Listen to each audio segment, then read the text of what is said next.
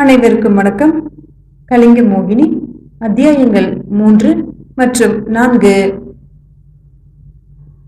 அத்தியாயம் 3, பதுமலேகா.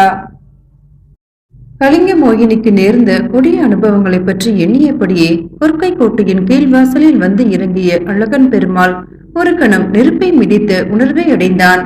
காரணம், அங்கே சுந்தரன் நின்று கொண்டிருந்ததுதான். இதை சற்றும் அழகன் பெருமாள் எதிர்பார்க்கவில்லை. இவன் உறையூரில் அல்லவா இருந்தான், இங்கே எப்போது வந்தான், இதற்கு வந்தான் என்ற எண்ணங்கள் அவன் மனதில் ஓடின.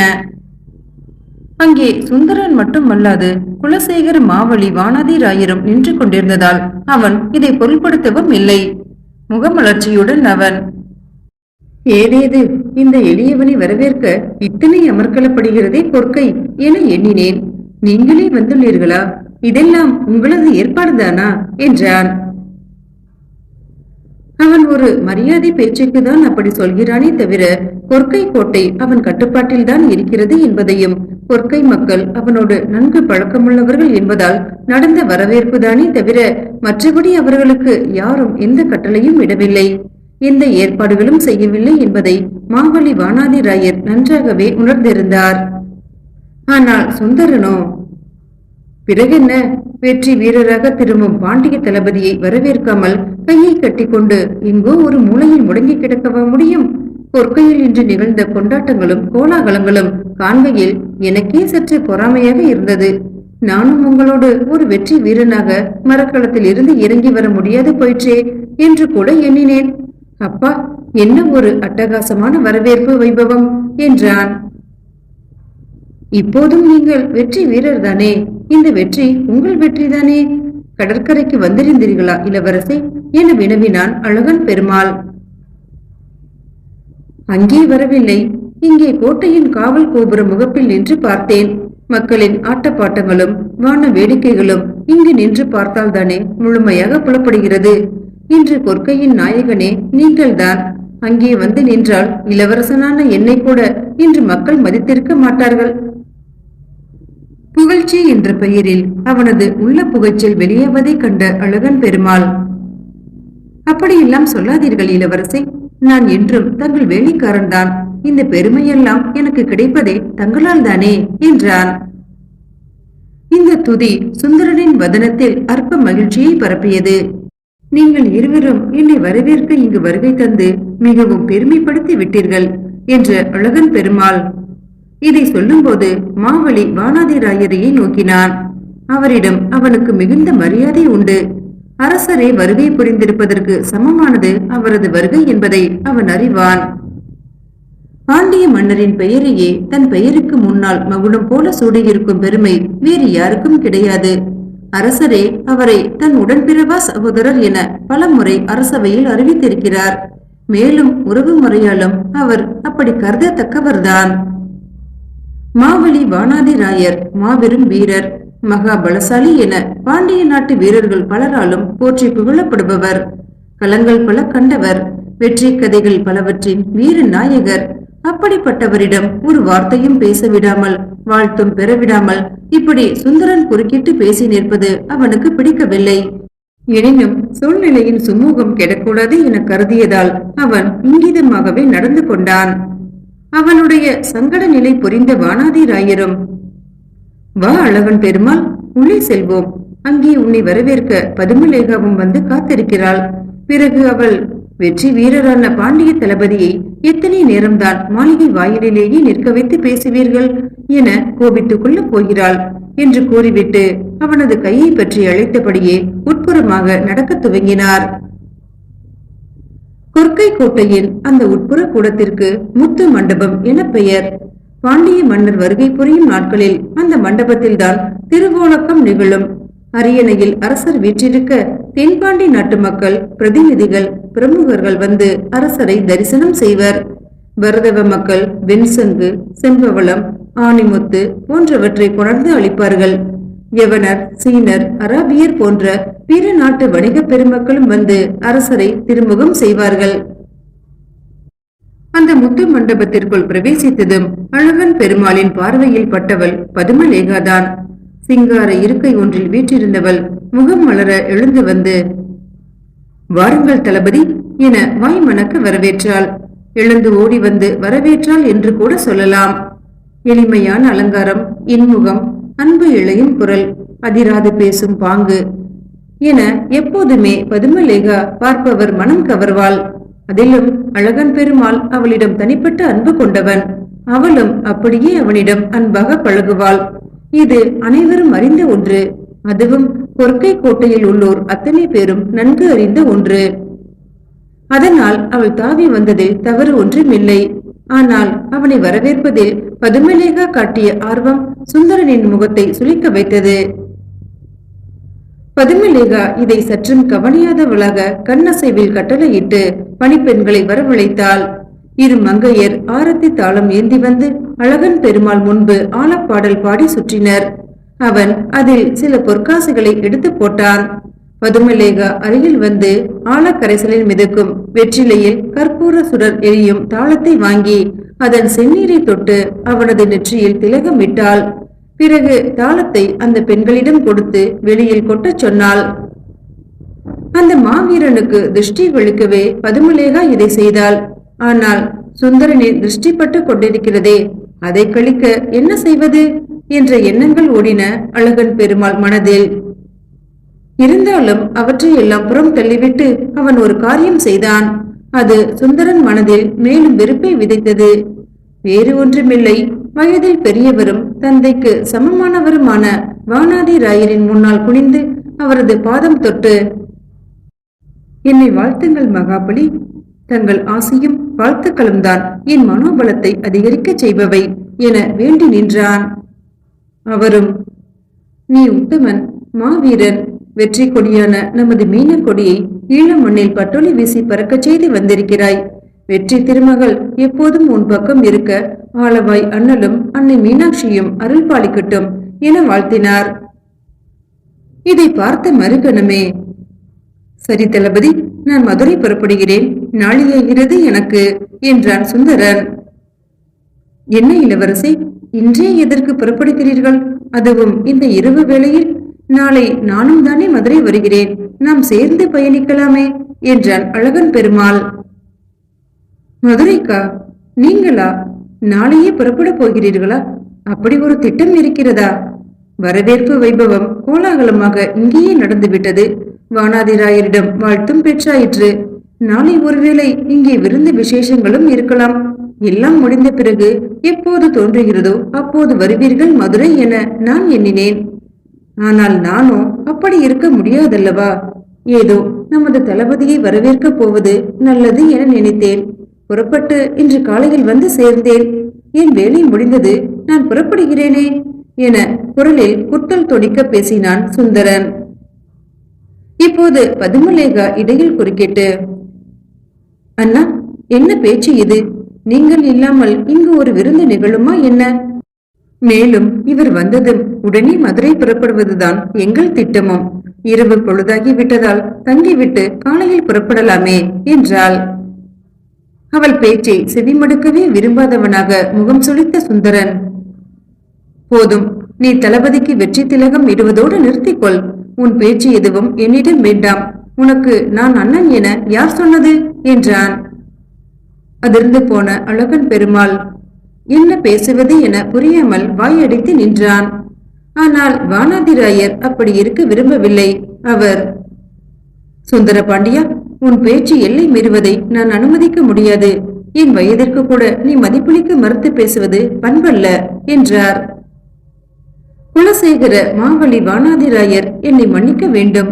உங்கள் வயது, பதவி எதையும் நான் அவமதிக்கவில்லை. இது என் சொந்த விஷயம், குடும்ப விஷயம். இவள் என்னை அண்ணா என்று அழைப்பதை நான் அனுமதிக்க விரும்பவில்லை. இது எப்படி பண்பற்ற செயலாகும்? பதுமலேகா உன் சகோதரி இல்லை என்றால் அவள் உனக்கு என்னதான் உறவு முறை? அதையாவது சொல். அதை தீர்மானிக்கவா இப்போது இங்கே வந்திருக்கிறோம்? தளபதியை வரவேற்க நீங்கள் இங்கு இவளையும் அழைத்து வருவீர்கள் என தெரிந்திருந்தால் நான் கொற்கைக்கே வந்திருக்க மாட்டேன். சரி, வந்துவிட்டாயல்லவா? இப்போது நான் கேட்ட கேள்விக்கு பதில் சொல். வானாதிராயரின் குரலில் இருந்த கடுமை கண்டு அழகன் பெருமாளே அதிர்ந்து போனான். என்ன மிரட்டுகிறீர்களா வானாதிராயரே? இந்த கேள்வியை மதுரையில் வந்து கேளுங்கள், அங்கே பதில் சொல்கிறேன் என விரைப்புடன் பதிலளித்தான் சுந்தரன். சுந்தரதேவா என மீண்டும் கர்ஜித்த வானாதிராயர், நீ யாரிடம் பேசுகிறோம் என்பதை மறந்துவிட்டாய் போல் இருக்கிறது.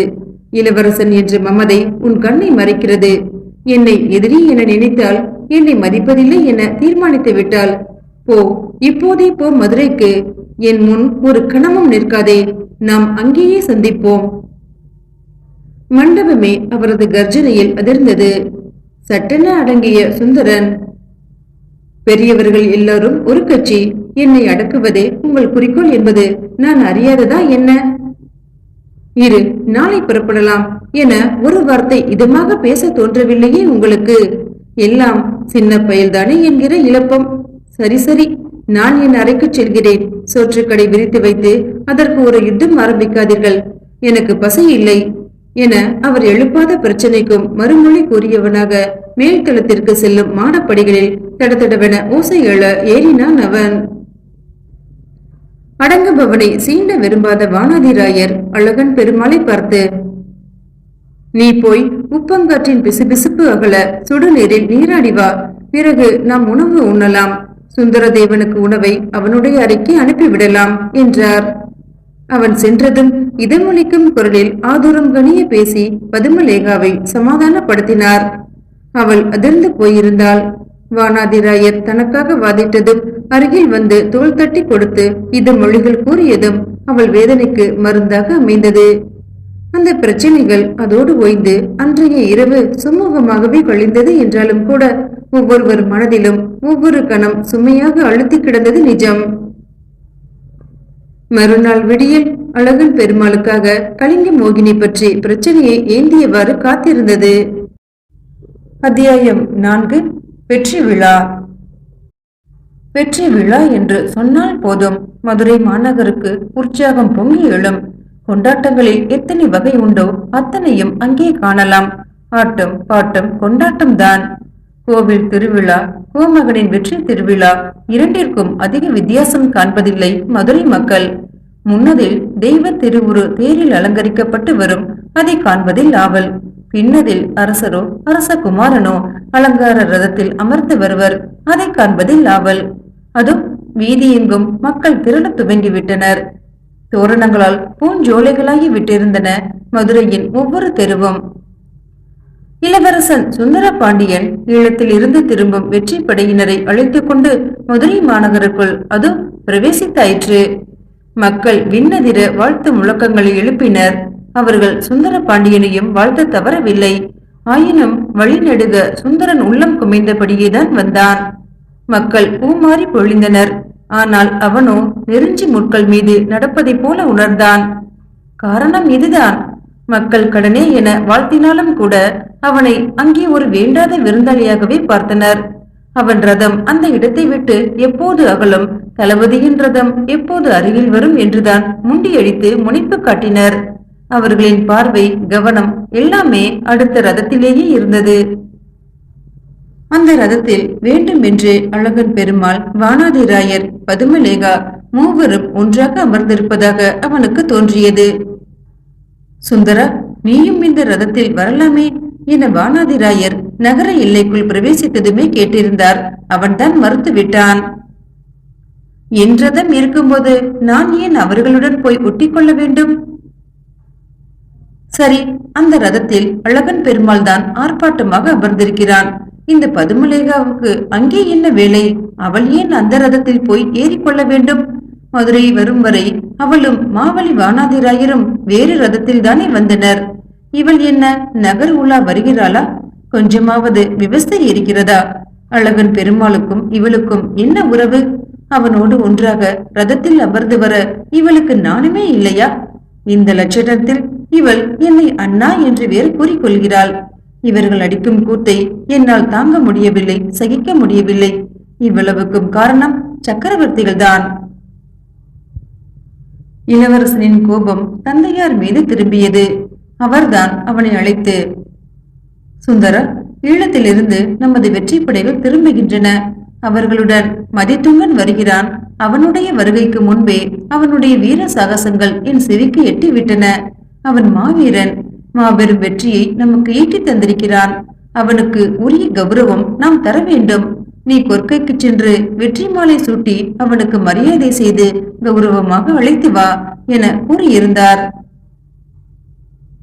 இது என்ன புது பழக்கம்? தளபதி மதுரைக்கு வந்த பிறகு நம் வரவேற்பு தந்தால் போதாதா என அவன் மறுக்க, தர்க்கம் வேண்டாம், நான் சொன்னதை செய். மதித்துங்கனை வரவேற்க நானே புறப்பட்டிருப்பேன். உடல் நலம் இடம் தரவில்லை. என் சார்பில் நீ போகிறாய், அவ்வளவுதான் என முகம் கடுக்க கூறிவிட்டார். அதன் பிறகு அவரிடம் எதிர்த்து நின்று எதை பேசுவது? தளபதி மதித்துங்கன் அழகன் பெருமாளை கண்டாலே சுந்தரனுக்கு பிடிக்காது. அதற்கு 1000 காரணங்கள் இருந்தன. எனினும் தந்தையின் கட்டளையை மீற முடியாமலே அவன் கொற்கை சென்று வந்தான். இதோ கூத்தடிக்கிறார்கள் இவர்கள், அதுவும் மதுரை வீதியில். இதை யார் தட்டி கேட்பது? தளபதி தனக்கென்றே ஒரு கைத்தடிகள் கூட்டம் வைத்திருக்கிறான். அவர்கள் போடும் ஆட்டத்தில் மதுரை 2 படுகிறது. சாதாரணமாகவே இந்த நிலை எனில் இப்போது வெற்றி விழா என்ற வாய்ப்பு வேறு சேர்ந்து விட்டது. இவர்களுக்கு எப்போதுமே இந்த மாவலி வானாதிராயர் வேறு பக்கத்துணை. இருக்கட்டும், இதற்கெல்லாம் ஒரு முடிவு காணாமல் விடமாட்டேன் என உள்ளுக்குள்ளாக கருவிக்கொண்டிருந்தான் சுந்தரன். இளவரசனின் உள்ள புகைச்சலை அறியாத வித்தை கலைஞர்கள் ஏகப்பட்ட வேடிக்கைகளை செய்து காண்பித்துக் கொண்டிருந்தனர். ஒரு களி கூத்தாடி 2 பெரிய மூங்கில் களிகளை ஊன்றிக்கொண்டு அந்தரத்தில் நடப்பது போல அத்தனை மக்களும் அண்ணாந்து பார்க்க நடந்து வந்தான். ரதங்களுக்கு எதிரே வந்து பின்னோக்கி நடந்தபடி தனது கழுத்தில் கிடந்த மாலைகளில் ஒன்றை கழற்றி இளவரசனின் கழுத்திலும் மற்றொன்றை தளபதியின் கழுத்திலும் விழுமாறு எரிந்தான்.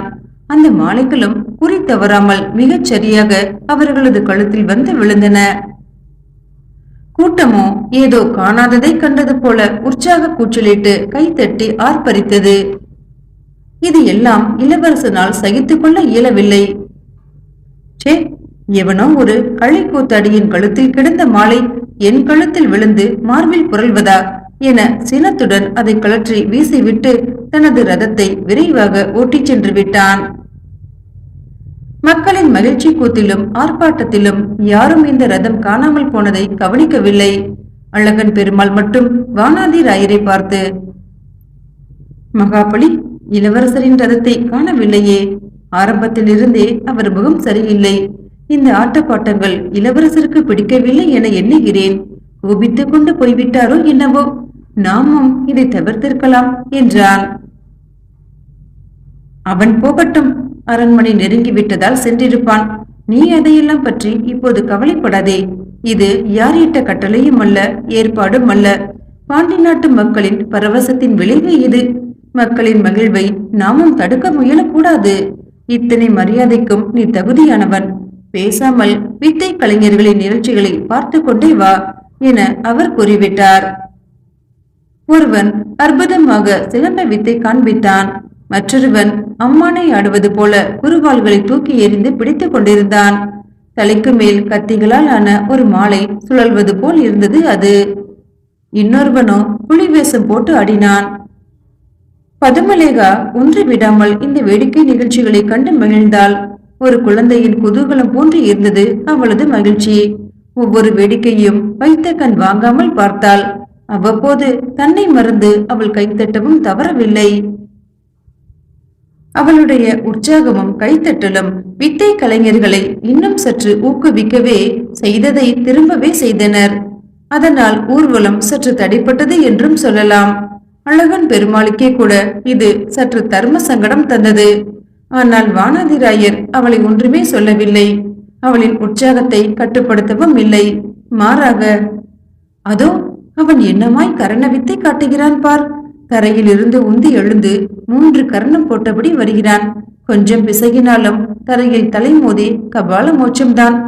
பாண்டி மறவர்கள் எப்போதும் உயிரை துச்சமாக எண்ணி சாதனை நிகழ்த்துபவர்கள் என ஒவ்வொரு வித்தையும் சுட்டிக்காட்டி புகழ்ந்து தள்ளி கொண்டிருந்தார். அவரை மீறி நாம் பேச எதுவுமில்லை என அவனும் அடங்கினான். உண்மையில் அவனுடைய மனம் முழுக்க வேறு கவலை வியாபித்து கிடந்தது. அதை வெளிக்காட்ட முடியாமலும் வேறு வழியுமின்றியும் அவனும் இந்த பயணத்தையே மேற்கொண்டிருந்தான். அதே சமயம் சுந்தர பாண்டியனின் உள்ளத்திலோ சூறாவளி சுழன்று கொண்டிருந்தது. மீண்டும் அடுத்த அத்தியாயத்தில் சந்திக்கலாம். நன்றி.